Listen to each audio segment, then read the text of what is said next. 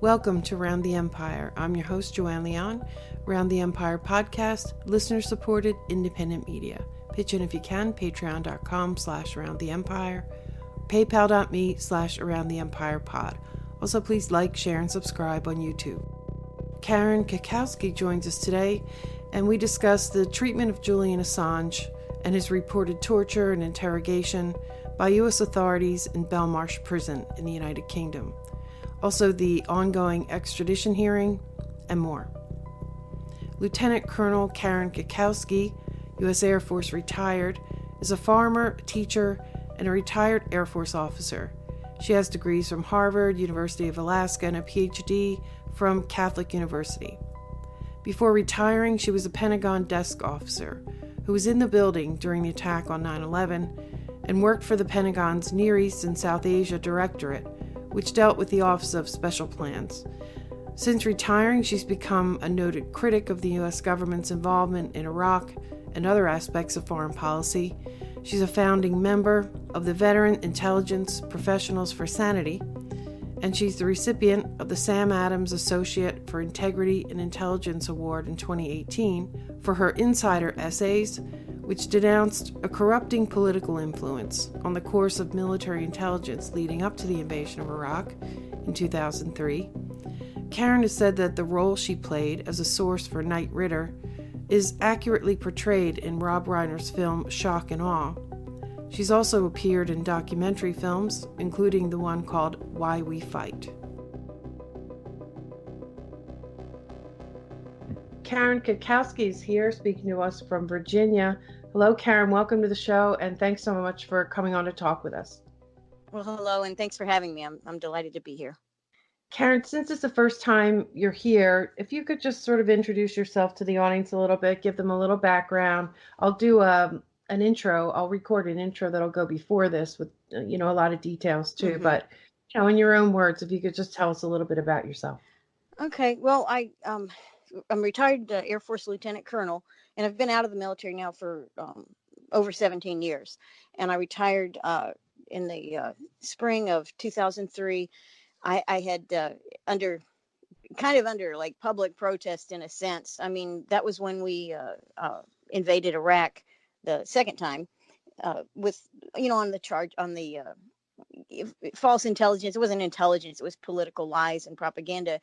And I was working at the Office of Secretary of Defense at that time in Near East South Asian affairs. So I had a front row seat to how that propaganda was being developed and promulgated in the media and by the politicians and some of the political appointees who all wanted to topple Saddam Hussein and do what they did. Of course, the American people didn't want to do it, so they had to be brought along through lies and propaganda. When I got to witness that, and I wrote about it a little bit anonymously when I was in the military, and then after I retired, which was shortly after this all happened. Luckily, I was right at my 20, so that worked out well for me. But after I retired, I wrote more, and I don't really call myself a whistleblower. I kind of, in a sense, am one because I told the truth about what I saw, and I have continued to do that. And then since then, I have a farm out here. We farm, and I teach some part-time classes at the college level, but I'm not involved in. I don't work for a military contractor, and I'm sure I'm blacklisted as if I ever did want to do that, which of course I don't. And I'm pretty much just I consider myself kind of a truth teller the best I can, and certainly I'm a cynic on any type of government actions and solutions, particularly focused on national security. I mean, it's national insecurity. It's Pentagon does offense, not defense. I mean, these what we see and what is put forth out there, oftentimes is not true. And so I try to, when I have a chance, I write for Lou Rockwell, and I put out my opinions. Now, the reason we're here, we're going to talk about Julian a little bit. Throughout the time that I've been out of the military, been connected with other whistleblowers, other folks, people, the network of intelligence, retired people and whatnot. And it just so happens that I have a friend who has friends of friends who are in a position to have, eyes on what's been done to Assange, certainly in the last year, certainly at Belmash. And it's not what I've written about, and that's probably why have got me here. What I've started writing about in the last summer, and off and on to the present day, is information that I have about his treatment, and it is not the information that I have from my source uh, is not often repeated or even verified. Uh, Part of that is because Assange himself has been isolated from his lawyers, his doctors, anybody who would be considered an ally or a voice for him. That's part of the reason. And of course, the other part of the reason is the states, UK and the United States in particular, have uh, done a blackout on information about Assange. And it concerns me a great deal. Uh, as an American, we take for granted that we have natural rights, and these are global, they're human rights. Some of these are protected from government interference through the first 10 amendments of our Constitution, which of course is totally ignored by our government, has been for decades and decades, and probably centuries. But in any case, we have this American ideal, and a lot of our ideals on how what rights people have, of course, we gained and inherited, adopted from Great Britain. So Great Britain, the people there, many of them share the same sense of what is the correct treatment of people, what is the role of the state in torture, these kinds of things. So it's terribly ironic that the two countries that probably consider themselves, certainly the United States, never ceases to tell the world they are the freest of all nations, and of course that's not true, but at least it's an ideal that we hold. And yet it's our demand for Assange and our corruption and control, to a great deal of political control over the UK. It used to be the UK was the leader and we were the follower. Well, that's changed after World War II. And so politically, the U.S. calls the shots. I mean, I think around the world, that's one of the reasons it's resented. It believes that it calls the shots. And in the case of Assange, what's driving this, of course, is the extradition that the U.S. has, the Department of Justice, backed totally by the CIA, the expert witnesses, and the lawyers and all the other folks are part of the CIA and the national security establishment as much as DOJ. I mean, these are two different agencies. They're working together very much so. But the demand for Assange comes from the security state, and I would say Central Intelligence Agency is the lead. Pompeo, I mean, we know him, and the other chemical Gina Haspel, head of the CIA. We don't hear much about her, but she's demanding it. Trump, unfortunately, when he was running for office, was very delighted about the fact that WikiLeaks was exposing both business and government wrongdoing around the world, or at least exposing hypocrisies. And much as any media organization would be expected to do, but most of them don't. So WikiLeaks was doing that, and I think Trump is on record of celebrating that. But since he became president, he either changed his mind or is not making the decisions regarding this prosecution of Assange. And of course, there's so many things we can talk about. I do want to go back to his mistreatment in specific detail. We have to talk about that. But the other thing is, what is this thing with Assange is not, the CIA lost a lot of hacking tools and Vault 7, Vault 8, all these different things, and in addition to what it lost from Snowden, and so they are backed into a corner. They feel their honor I'm sure that they feel their honor has been, and they're going to take it out on Assange. They want to somehow connect it, but Assange didn't work alone. He had a system. WikiLeaks has a system, had and has. We presume it has a system that, through encryption and other technologies, provides some anonymity to the donors, to the people who are actual whistleblowers who are sharing documents. It's not just about governments. I mean, businesses and all kinds of things are shared on WikiLeaks, things that people think, and I'm sure that Assange and his cohorts believe should be public information. The sunlight is a healthy applicant of this kind of thing. So all of these folks who had this anonymity through encryption, public, private keys, all kinds of other technical communication mechanisms were protected unless the government, and when I say the government, I'm talking about the U.S. government, which is driving this, not the U.K. government. I mean, they're facilitating it, but they're not driving it. The U.S. government wants the names of those people who gave information to WikiLeaks, and this is why they rearrested Chelsea. Chelsea, right? That's right. Now, remember, she was out. She had served some time.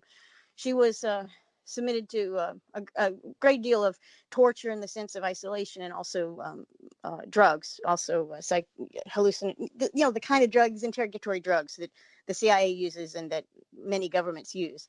She received all that in prison, in addition to isolation, in addition to physical abuse. But she served her time and she was out. Shortly after, around the time frame that the Ecuadorians gave up Assange and he was arrested on whatever he was arrested on, I guess suspicion of rape and then bail jumping, I don't know. They immediately they rearrested Chelsea. They had more questions for her, and once they had hands on Assange, they had more questions for her in particular, and a lot of the extradition charges relate to that very first leak, that terrible video of us massacring, unarmed Iraqis and media people.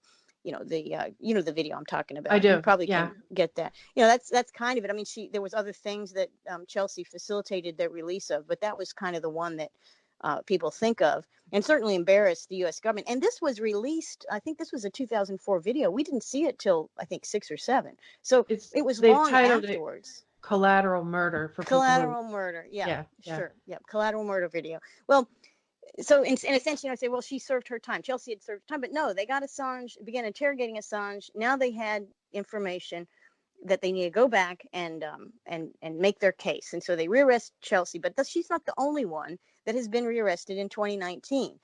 From starting around April, May, about the same time, Assange has moved into Belmarsh.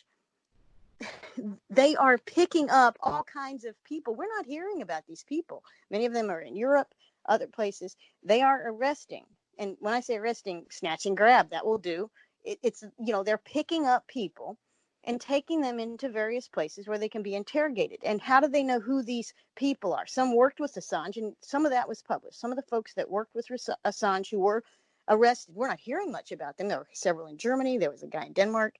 They're all over. And I just want to mention a little bit about those. Let me just mention real quick that you mentioned some information, further information for people who want to read about it in your Lou Rockwell article. Why is Julian Assange being tortured to death in September 2019? Yeah. I'll link that for people who want to get into some more detail on that. Sure. So please continue. Sure. And I wrote a couple in the summer, the September. I think I had one in December. And I don't always write about him. And I probably only write once every month or so anyway. But there's kind of a trail of the Assange story from what I am hearing. And I trust my sources. And I also am a student of government and some of the stuff our government has done. So none of what my sources are telling me surprises me in the least. So I not only know my sources, I also, there's a logic test that the information passes in my mind. But in any case, they begin to interrogate Assange in the spring. They start arresting people. Some of the people are WikiLeaks officials or former officials. Some of the people we don't know who they are, and they're being picked up and taken. And these are people who these are whistleblowers who gave information to WikiLeaks through their encryption process and whatever.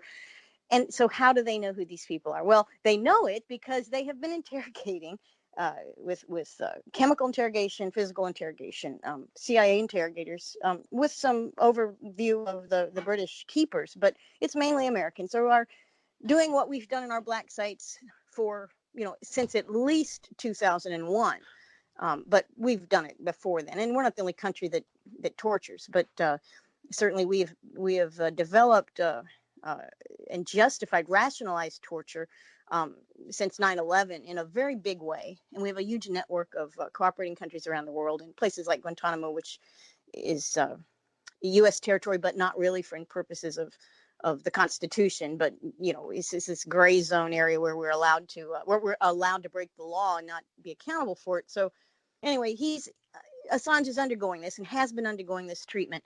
Now, he was not in the best of physical shape coming out of 6 or 7 years in the embassy. That's well known. I mean, he was not the most robust physical shape. The people who have seen him publicly, and that's been very few, who have seen him in the summer and in the fall when he had I think there was one hearing that, in fact, there's another great article to link, and that's the eyewitness of, if I could think of his name, the former ambassador, or UK ambassador. Oh, yeah. Anyway, he was in the courtroom. He was one of the few people that were able to be in the courtroom, and he watched Assange. And he also reported not just how Assange was not the same and very unusual and strange. Of course, it was a very short thing. He also talked about the American lawyers who are CIA lawyers, 5 of them, who continually interrupted the proceedings to talk to the magistrate and give her advice on what to do, which she followed. So this is kangaroo court to the max. But that eyewitness of Craig Murray.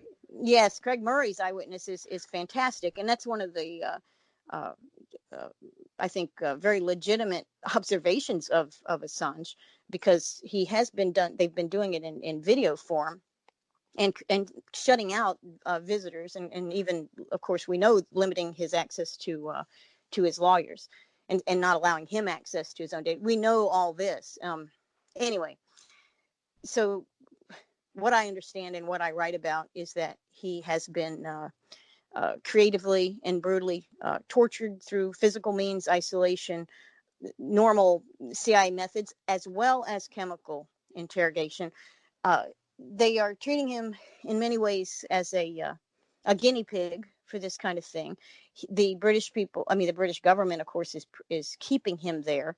I think that was always the intent. And even now, his 50-week, I think he had a 50-week sentence for bail jumping. That was the latest thing holding him in prison. He's being held under, I think, the War Secrets Act, or the National Secrets. There's a Secrets Act in Britain, and I think they've charged him. And then in Britain, unlike here, they don't have to tell anybody what they've charged him with. They don't have to make any announcement. So they are holding him for what we can tell as outside people. It looks like, well, why aren't they letting him go? He did this 50 weeks, but they've added new charges. And of course, want to get him off their hands. They want to extradite him to the United States to get him out of Belmarsh and wash their hands of what they've been a part of. So I fully expect that to happen if he survives. Now, some of the details in what I've written, they can read them. They're pretty gross and horrifying. But his physical, well, they have succeeded. First off, they have succeeded in getting crypto keys, crypto pass, whatever they needed, information from Assange, of course, under torture. And they have used that information to rearrest people and to go after new people who they will, who some of which, some people say all of which, but at least some of which are also being tortured for further information. So this is a huge kind of not a dragnet, but it's a much bigger operation for the U.S. Than just Assange. You could have a whole show on, is that a legitimate charge for him? He's not an American, first off. He didn't do anything in the United States. He is a media person. He's a publisher. He's anything they do to Assange, and also we're seeing it a little bit with Glenn Greenwald, with his political targeting in Brazil. But yeah. Anything that they do, any precedents that they set. I mean, this should be concerning to all of media globally, certainly to American media. Any precedent set in this case against Assange and Chelsea, but particularly Assange, that will be translated to basically finalize the complete government control of U.S. media. Yeah. And any honest media will have to be underground media, and it won't even have to be independent. Independent media will be vulnerable to the same thing. It'll have to be underground. And so this is it's a pretty bad thing that's happening. And I will give the government credit. They have isolated this man and controlled information about their treatment of him very well. There are people, as there are everywhere in every era, who see what is happening, and they understand. They have an ethical code. They have a certain level of morality, You could, maybe we're born with it, maybe we get it somewhere else, I don't know, but these people have morality, they have ethics, and they know what is being done to him is wrong, and the rationale behind it is wrong. So there are people who know, and I think information will come out at some point. But in any case, to bring you up to speed, of course, the articles kind of reflect what I have found out throughout the summer and the winter, and the fall and winter. The latest that I have is that he was taken out of isolation, but he was put in a wing of, I don't know if it was a general population, but certainly with other prisoners, in a weakened state, in an intellectually deprived state, uh, in a physical condition where he's being, of course, we know he'd lost a lot of weight. We knew that already. I think uh, the eyewitnesses that have seen him, he's extremely thin. He's not mentally there, and that's a after effect of some of the drugs that the interrogation drugs that they've been giving him. But he also he has to have adult diapers. He has to be fed manually. In some cases, spoon fed. In other cases, depending on what state he's in. So I mean, he is under a certain set of doctors and interrogators and CIA controllers have access to him, and he needs that care. So to put him in the population in the condition that I understand that he's in is really just one more step in uh, the terrorization of Assange. They do need to get some of the medication out of his system in case, I mean, when he does appear publicly. Um, I don't know. I don't know what to tell Yeah. you. So that It's a very sad and terrible thing. If people, and many people do not, I mean, there are people that say, no, Karen, this is not what's happening. It's not happening. They're not doing that to him. And I say, well, that's good that you think that. I do not believe, I believe that they are torturing him, and I believe they intended to destroy him, certainly to destroy him mentally. And some of the same stuff was done to Chelsea, Manning. I didn't know that either. Manning. Yeah, some of it was done to Chelsea Manning, and people that know Chelsea, and now she did undergo a transition while she was in prison, and you can say, oh well, how nice the government allowed her to do that, but that was, this, her mentality, her mental state, her processing ability has been almost, I would say, permanently impacted from the way it was before, and that is due to the stuff that our government does to people that it has in prison, in particular under a national security interest area, a CIA interest area. This is what the CIA does. This is what the CIA has been doing. It's well published for 50, 60 years. And it's coming up again in the This news now It too, sure is, which and is some of the interesting. same. I mean, yeah, and a lot of this stuff in years of declassification and FOIAs. If you want to search on what kind of chemicals the CIA uses in interrogations and what they've studied, and where they're going with all of this, information is out there. And what I believe, and what I write about to some extent, to the extent that I have information, is that they're definitely full court press on destroying his mind. I think they have probably succeeded in that. I think uh, the not the time he was in public, but the last time he was on video, I think they said he was stumbled over his own name, so he wasn't sure how to answer that question. He is not uh, the man he was. His lawyers are not being allowed to access him in any way that you would normally expect. He's under, basically complete state control, and the states that are controlling him, of course, the United States, facilitated by Great Britain for now. But yeah, they want him. They want his brain drained, which they've done most of it already, and ultimately they want him either dead or a walking zombie, as an example to the great power of the United States to get their way. It's just ugly in all kinds of, Yeah. it's a terrible thing, and the media, of course, is laid down on it. Um, That's the thing that Even though they shocks have, me the most. That's yeah, what and shocks they've me the most. benefited. I mean, a good many of the WikiLeaks information was made for great stories, and sold newspapers for the major government mouthpieces, like the New York Times and the Washington Post. They've benefited, but this, they work for the government.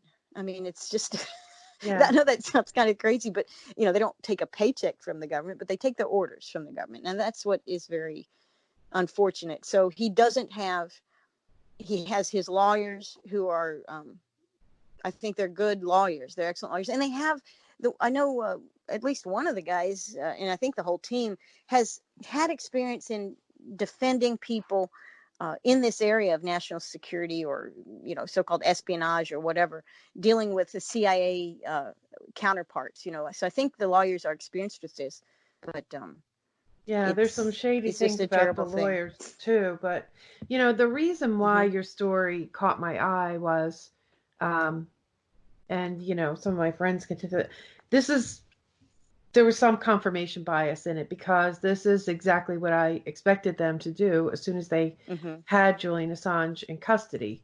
Yeah. I thought that they would immediately want to get any technical information, Mm-hmm. about the servers, any of Mm-hmm. the cache of documents that he might have. Um, Mm-hmm. you His know, private keys, yeah, his of course, crypto and keys, all the uh, information that he has that protect the donors of WikiLeaks documents. Yeah. but I had not realized that they also, because I don't think he always knows who his sources are. Right. But I guess any time that he did, I didn't even realize that. I knew they picked up somebody in Ecuador and things like that, but I didn't realize Mm-hmm. that they were branching out, that there were all these connections. It seemed to Tons of me them. like, Yep. yeah, yeah, like, and the Schulte case, that you even bring that up. Um, I mean, that Yep. I fully expected that to happen, and I didn't see any reporting on it at all. Nope. None. None. And it is concerning that this kind of reporting isn't happening, because well, first off, this is in the media's wheelhouse. If this goes on, they are all vulnerable and subject to similar things. Maybe they don't care. Maybe newspapers don't sell anymore. They're going out of business. They don't care. I don't know. But yeah, this you should have seen. We should have seen a lot more reporting on this kind of thing. But we're not. And I'll tell you, the other thing is, if you think about the the IT network, the internet, whatever you want to call it, there was already, the WikiLeaks was already pretty well studied by the NSA, which does overseas intelligence, technical information, technical signal collection, very well studied by the CIA, in both the technical side of the CIA and human intelligence side. So they're looking at WikiLeaks. They have lots of information and very many suspicions or leads, basically, on who they think some of the key leakers or whatever were, particularly in the United States. The ones they're looking at are leakers out of NSA or CIA. So they already had an idea of who they're looking for. They may have been right, they may have been wrong, but they've got a lot of information about what the the IP addresses, the dates, the times. They've examined a lot of things already. So when they go to Assange, they have the kind of information that they need to really conduct a very focused interrogation. And if he's under drugs like BZ and others, which are drugs that they lower your inhibitions, they um, can cause. Well, there's a lot of impacts, you can read about them, but they are not necessarily truth serum, but they kind of destroy your mind in a lot of different ways. And interrogation under those conditions, and torture, other types of torture, and threats of torture. Once he's been tortured, threats of torture will continue to be effective. So they get the information, the bits and pieces they need to make their case. And of course, the legal case against these guys, since it's CIA and NSA and government courts, is far lower than, they don't need to make a good case. They own the judges. Has Right. anyone ever been found innocent out of the Eastern District Court of Virginia, where they Pretty put all much of the, no. no, none of them, not a single one. They own the courts. These are kangaroo courts. So it's not like they need a great deal of good information. Certainly, any information they've gotten from Assange would be illegal in any court in the world, except for the courts that they're going to try him in. Well, the other interesting point. You can't torture people to get information and consider that. I mean, if that's the new standard for the United States, Americans need to be concerned about that. And that's why the media has to shut up about it, assuming that it did happen. And it Mm-hmm. makes a lot of sense to me.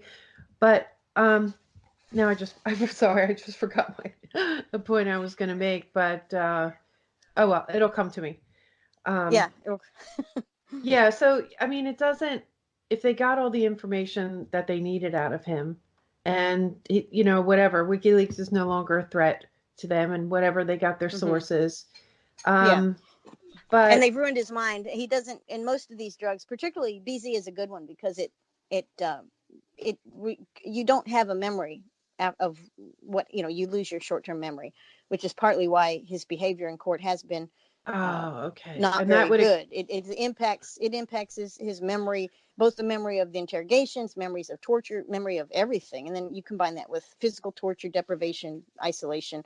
Um, he's just a mess. Which of course we see in the few times we've seen him in court. He is not his normal self. And I mean, if people, and I don't know Assange personally, but I remember I've watched interviews with him and that kind of thing. I mean, the guy's sharp.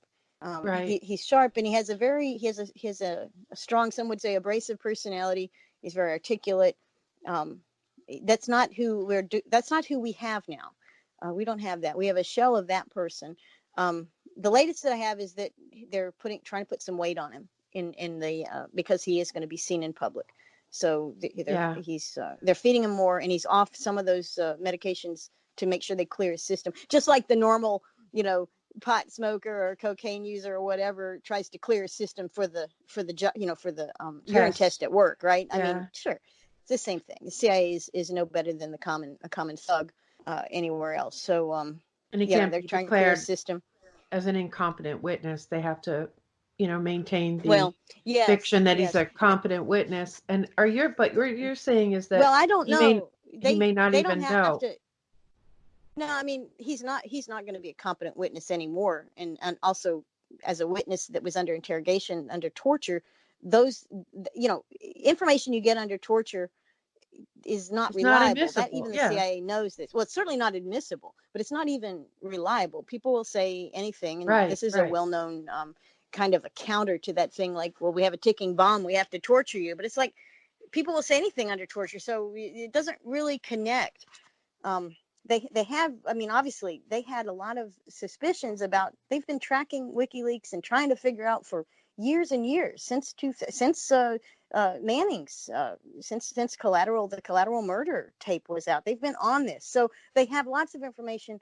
What they wanted from Assange was confirmation of certain things, and certainly any key codes and decryption keys that he had, that he used in his, things that he had memorized, that they could see if that works. Because the other thing too, you got to realize is all of these transactions on the internet, like anything, anything that's been digitized, is collected. Certainly the overseas stuff that's targeted by NSA, but it's also collected domestically, and it's held. And if it's of interest, it's held longer. If it's of national security interest, it'll be held for years and years, in case it's needed. So that's what they've been doing with all the WikiLeaks history of that website and times, and they have some of the metadata. The metadata is not as easily hidden, so they have some of that. So they put all this together, top it off with some confirmation from Assange and other information, and now they're making the arrest of the people. They've done that. I think they've gotten almost everybody they want. Um, we only know of a few of those people that have rearrested or arrested for the first time, and these guys are being interrogated. The U.S. is bound. The CIA and the NSA want those individuals, and the people that lead those organizations, and probably some of the people that work in those organizations, truly believe that they have been personally wronged. There's no question that U.S. security has not been harmed by WikiLeaks. Some embarrassing State Department transcripts. Seriously, no security risk has occurred. No people have been murdered as a result of anything that's been out on WikiLeaks, and this is a fact. What has happened is the people that own those organizations and work there are infuriated that their secrecy and their power has been violated. They want revenge, and they're getting it. They've gotten it. I mean, some people that I've talked to, they say after a treatment of duration of 6 months, let's just say 6 months. So let's say from May until November, he's under intermittent torture and chemical treatment and interrogation. That's enough to never recover from, it's enough to take decades to recover even some of your basic uh, thought processing skills. They've destroyed his mind. And that's revenge. That is not about, that's not about, hey, we confirmed our theory, so now we'll have a show trial and put you in jail. No, that's about revenge. And that's Yeah. also about sending a message to people who might want to do something like what Assange had set up, or others like that, or media who might want to tell the truth about something. Yeah. Set We an will example. destroy you for life. Either we'll, Right. I mean, this is the message. Will they do it? I don't know. They've certainly done it to Assange. It does send a powerful message to people. And also it sends a powerful message to people who may want to whistleblow on wrongdoing. And all I can say about that is that human beings often make really uh, poorly thought out decisions. And some of those decisions will include to whistleblow. It's not a smart thing to do. You will probably be harmed as a result of it. You may be destroyed and have everything you care about destroyed, but people will still whistleblow. They cannot, we have this Orwellian, the boot in the face, stamping on the face of man forever. Yeah, okay, we do have that, but humans are also very, kind of hard to keep Rebellious. stamping on. Yeah. Yeah, we're a little bit stupid sometimes. Sometimes we're too stupid to be stamped on, and we just keep coming back. So it's not gonna, in the long run, I don't think I don't think this is a win for the U.S. government. But in the short run, it's a massacre for them, of so many people arrested, no reporting of any type, no verification yet of any, no proof of the torture. Um, I don't know if you remember the 20th hijacker. Do you remember the 20th hijacker, Masawi, I think his name was, years and years ago? Yeah. It was after Vaguely. 2001. Yeah, they destroyed his mind, and it was a combination of physical abuse, psychological abuse, and chemical abuse. And he's when he was in court, when they finally sent him to his life prison or whatever it was they got him for. I mean, and also his crimes were marginally, in a regular court he would have gone innocent. They didn't have enough evidence, but this is a military type court, so they don't Right. require, in the East District Court of Virginia. So it didn't like they really need a lot of evidence, but the guy could barely speak. He was what they call a rubberhead. Um, that was done by our people, United States, CIA, DOD. It was done by those folks. He rots in jail. Probably doesn't even. I'm not sure what he is aware of around him. His mind has been destroyed, and that was done 16 years ago, 17 years ago. So we've developed. We've practiced on a lot of people since then. This is the modus operandi of the United States government when it comes to security concerns. It's the modus operandi of the CIA. This is what we have. And hardly anyone I talks about it other than Nope. people like Jeffrey Kay and others who aren't going to let go of it. But I remembered Yeah. that point I was Good. that I lost track of earlier. They have another motivation, and that is this whole RussiaGate mess. Mm-hmm. Julian Assange, assuming that he did not get any of that information from the Russians, as is Mm-hmm. just basically it's like a keystone to the whole Yeah. RussiaGate story It's very that interesting. the Yeah. I don't. national Yeah. security state is determined to maintain that part because everything else falls apart, Yeah. right? Well, So he it would have does. the ability And to sort of wreck that story. yeah, and he also did wreck the story, because you remember when the kid was killed, the one Yeah. who we suspect, the DNA the DNC staffer who was Yeah, Seth Rich. shot Yeah. yeah, Seth Rich.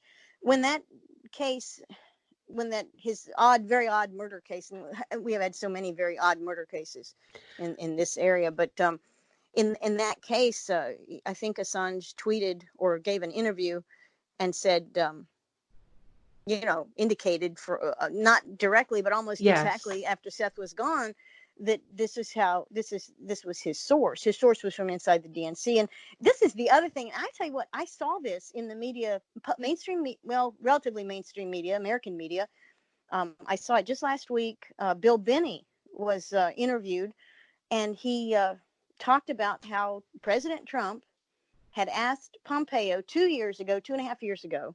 This is after Seth Rich's murder, but while this was going on, he had this is what Benny said. Bill Benny, Bill Benny, former NSA, I he's a do. big whistleblower, yeah, and he's been retired for a long time and still stays active in all this. So Bill was asked to meet, Pompeo was asked to meet by Trump, to meet with Bill Benny to talk about the Russia, did the Russians hack this DNC, was else.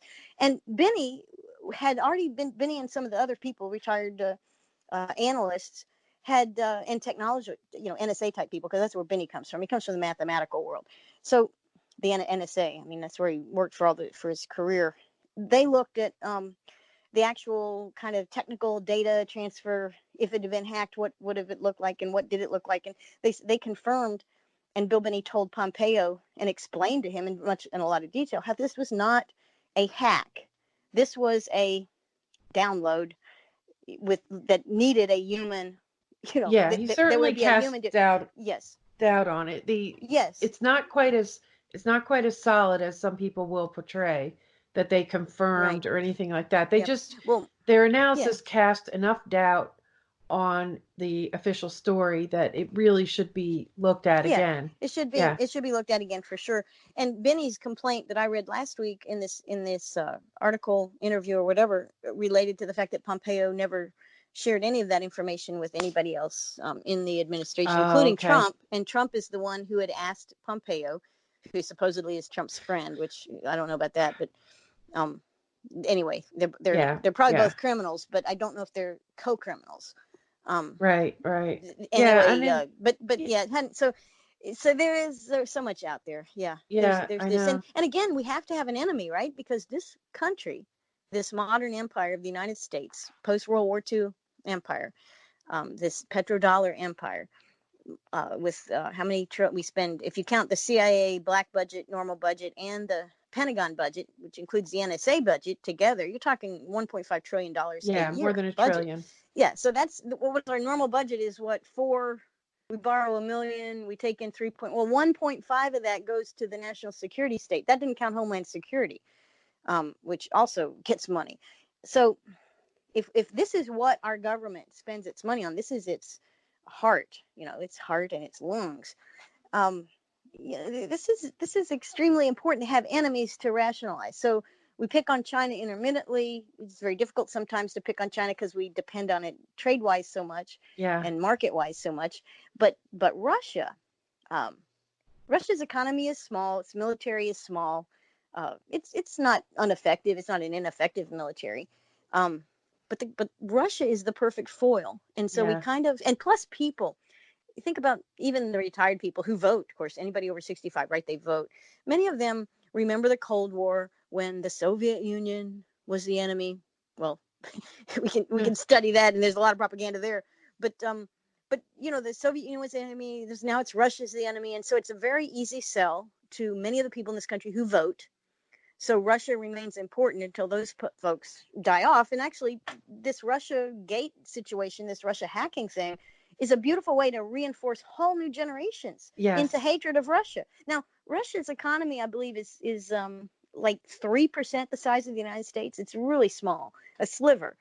Their military is small. Nuclear wise, they have parity, so they're not, nuclear weapons. You want to destroy the world? Yeah, we can do that together. But anyway, they're standing army. None of this stuff. It's not particularly any type of a threat. It's just small. But the thing is, it can be made to look very large and looming, and it rationalizes a great deal of spending, a great deal of national security state consumption of GDP and debt for the future people who aren't even born yet, who will pay the debt that we're borrowing unless they can somehow repudiate it. And China works too. And you see all these people with, the the cold virus that's over there, the coronavirus, and yes, that's a bad thing, and yes, the Communist Party has probably not done the best job in dealing with it. But you see people piling on, the anti-China people, the neocons in our government. Most of them are naturally anti-Russian, but many of them are also very anti-China, because China does have a resource of economy and people, and a growing military.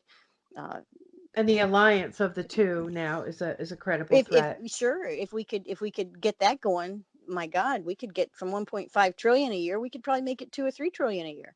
right? I Yeah, mean, and the that's what terrorism matters. The threat was kind military of and the wearing off security too. state. Yeah, I mean, this is what Eisenhower worried about. You know, Yeah. and when well, he didn't. I don't know how much he worried about it when he was president for 8 years, but when he said Yeah. goodbye, he said, "I'm a little concerned about this," and he explained why. And he said policy would be made, and Americans would be misinformed because of the agendas of this military-industrial congressional complex, which is what it turned out to be true. But of course, now we're pretty far down that road. It We will sure are. take. It will take. It's not something that can be, oh, we're going to reform it. No, it's not going to be reformed. And I think a great deal of the popularity of Bernie Sanders, he's a very fiery socialist. uh, I'm not sure anything he says makes huge amounts of logical sense, but it makes 100% emotional sense. Because reform is not going to fix what we have turned into. It can't be reformed. No, I um, I don't believe it can no. either. Yeah, I mean, we could be smart about it and we could pull back and withdraw and downsize, but Hmm. it doesn't look like anybody. It No. looks like the more powerful people are fighting for that not to That's happen right. Well, than that the remember, larger you're number of absolutely people. right. You're absolutely right. And if anybody remembers both George W. Bush, big warmonger and not too bright, what did he run on? He ran on non-intervention. That the 2000, when he Yeah, ran how against about Al it? Gore, he presented himself as the non-interventionist. I'm gonna pull the troops back. We don't need to do this. And then 9/11 hit. We don't need to go into that, but we saw what happened there. Um, in the case of Trump, the next Republican after Bush to be elected, what did he? Why was he elected? He got electoral votes. We know he didn't get the popular vote in the urban areas, but he got the electoral vote. Why did he do that? He ran, I'm going to bring the troops home. Where do these troops come from? They come from red America. They come from rural America. These kids for 15 years have been coming back, cousins, nephews, nieces, husbands, wives, explaining how futile and stupid our foreign policy has been in the Middle East. So guess what? Those people responded to a thread of what Trump had to say. They responded to other things too. You can make fun of the Trump voter, but Trump ran as a non-interventionist. But he also said he was going to drain the swamp. He didn't realize what he was getting into. And Yeah. he hasn't been a non-interventionist. I think he's made a few false, which I should say optimistic steps in that direction. And they have almost immediately been shifted or destroyed or whatever, or countered. And I think the whole story of John Bolton is a great example of how, I mean, Trump has got these neocon warmongers in his administration thinking he can manage them. He doesn't realize they're just the tip of the iceberg. He's got the whole, a whole subset of the U.S. government economy, which is massive, Yeah. invested in war. It's invested in war. It's invested in enemies. Um, so it's very difficult to change that. And if you look historically, even back to Bill Clinton, his election. Now it was a three-way race, but again, Bill Clinton presented himself as a non-interventionist. This is Yeah, what that was Americans news to me. want. I That we just have. found that out. Yeah, Yeah. yeah. He did things that were very interventionist, but he presented himself as a non-intervention, and that is, Americans do respond well to that because most of them have enough sense to realize that this is not in our interest. But again, yeah, we have a major problem, and a symptom of that problem is how Assange has been tortured and mistreated, how justice has been totally derailed and ignored, and I suspect that will continue if he's extradited here. Um, it's possible that if he is here, because a lot of Americans who care about him can't get to Britain, right, and do anything. If he's here, there may be some things that we can do as Americans who support him can do. And I mean, I think Trump, if Trump would just reach back into that former Trump version of himself, which supported Assange, he could stop it. He could probably stop it. Now, I don't know, he's tried other things and he's been shut down, but he might be able to save Assange. But at this point, what's left of Assange is all you're saving. You're not saving the man his mother and father and his friends knew. That man has, I think, been, and I don't, I hope I'm wrong, but I think that man has been destroyed. And our tax dollars did that, just so everybody in America knows. You paid for that. Yeah, it's really it leaves me kind of speechless, to be honest. And I really should let you go. So, yeah, I Yeah, hate to well, leave it I've on probably such a used up too note, much of your time here. but this is the reality of it. We could try Hmm. to, end it on a cheery note and all that, but the fact of the matter Hmm. is, No, it's not cheery. This is the reality, and there's no way to spin it in a yeah, positive way. And no.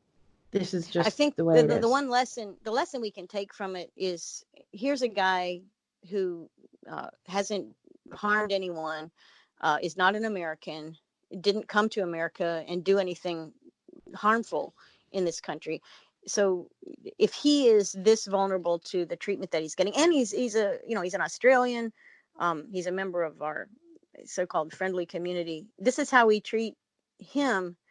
Um, Imagine, there are no limits to people that cross the state. If you cross the state, tick off the wrong agency, this is what will happen to you. And I honestly think part of this is about sending that message to Americans and others who might be thinking about telling the truth about what Yeah, they're seeing. definitely. And there's many of them working. I mean, this is a big military-industrial complex. Many people, uh, and also other industries where bad things are being done, illegal things are being done, and people want to clear their conscience and tell the truth, and they are having a message sent to them in the very example of Julian Assange. So right now, I have to say it's government one, whistleblowers and freedom lovers and constitutionalists zero at this point. Yeah, it's a short-term victory anyway, because Hmm. create conditions where people have nothing to lose or not a lot to Mm, lose. I know, Um, you're right. That's right. so We're I getting don't, closer. We're getting yeah, closer to that time frame, and the and bad things can connectivity. happen. But we are getting closer to that. Yeah, as people realize that there is no dealing with the U.S. government. You either need to run and hide, or you need to, go down in flames. Then they realize these are their choices. Then they'll make those choices. Right now, I think a lot of people think, well, the courts will, the courts will protect you. We have a Oh fifth, yeah, fourth good luck with amendment, that. Fifth Amendment, Sixth Amendment, Seventh Amendment rights. We'll be all right. We have a jury of our peers. We'll be all right. That's where a lot of people are right now. But once they realize that that's just a facade. If depending on who you cross, and there's so many you can cross to deserve this treatment, um, then things attitudes will change. And once attitudes change like that, you will see change. I don't call it reform, though. I think we really do have to, something radical is going to be necessary. And again, I think this is why I'm not a fan of Bernie per se, but I do think his radicalness in some ways is inspiring to people, because they sense the same thing that I sense, that Yeah, I we're mean not reforming this the, thing.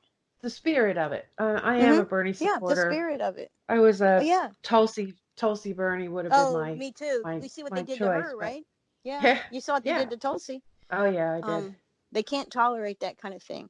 They can't tolerate truth telling. But the thing is, Karen, the issue of trust is, which is Hmm. you were just, talking about a minute ago, and James Comey wrote a ridiculous op-ed in the Washington Post, and all throughout it, he, when he gets into his deep, flowery language, and he's talking about Yeah. the reservoir of trust, the reservoir of trust, the Yeah. reservoir, and then he tweets about it. He tweets a link to it, and he's trying to be cool, right? So, Yeah. um, and we're similar in age. I think he's a little older than us, but Hmm. anyway, he tweets. He says the reservoir is everything, and he's Oh my being his gosh. dramatic self, and I don't believe a Yeah. word he says, but that is true. The reservoir of Yes, trust is really it is. important, and I think That's this right. is something that they are draining themselves. Yes, I they think they they're are, doing and it part of themselves. part of dealing with Assange, who is facilitated a great many truth tellers, which have caused a lack of trust to develop or to be confirmed and grow, of governments like the United States government. This is they're going after the symptom of this evaporating Yeah, reservoir of yeah, trust. And they say, yeah, well, if we get Assange and make sure nobody else whistleblows, maybe we'll have more trust in government. But they don't realize this is the beauty of I guess chaos or whatever. yeah, and We're interconnectivity, not easy to control. Human beings are difficult to control. The human right? spirit is really hard to keep down. And people are quite creative. And if they decide, that the risks are worth it, if they decide to lose faith and they have no faith in what the government says, and already, I think if you look at polls in the United States, the lack of trust of government is pretty high. Part of it's Trump, because people don't like Trump, and he does my God, every other word, right? Yeah. I mean, he's hard to follow him and to say, well, there's a guy telling the truth. But it's not just that. It's all kinds of things. And it's all that, we have more incarcerated people in our country than any other country, more than China, or more than any other country per capita incarceration. And that is not counting all the ones who have been incarcerated who are out of prison. So these people have dealt very directly with an aspect of the U.S. government. And I don't think they liked it very much, So it's not like, oh yeah, I had a great time in prison. No, most of them didn't. So this is yes, I think Comey might be onto something with that, but not what he thinks. Right. Exactly. Yeah.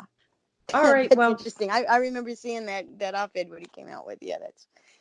Yeah, and his just his attitude just kind of cracks me up. Oh, I know. Yeah, it grates. Because I think he believes it, which is, yeah, he probably does. He probably does to some extent. Yeah, he's not the brightest. He's not the brightest one. I wouldn't consider Comey pulling all the strings. He's more of a useful idiot for that whole crowd. But still, yes, what his articulation is, I think, reflecting a real truth and a concern that the government has, particularly the U.S. government. But all governments face this problem. I mean, China. Look at the reaction against the Communist Party and their leaders to how they handled and how they are handling the coronavirus situation. There is an undercurrent of deep distrust amongst Chinese of their government, and just because they act like they're doing fine and we're walking in the lines and got our heads down, it doesn't mean what's in their hearts. And so governments always have a tough time controlling their populations. Yeah, maintaining the consent to be governed. Yeah. That's right. All right. Well, let me let you go then. And thank you so much. I really appreciate your time. And sure, no, if there's anything else that you want to help people find, I'll put links to all of your contact info. Yeah, sure. That's fine. That'll be good. Yeah. And I'll see you later. Thanks so much. Okay. Good talking to you. You too.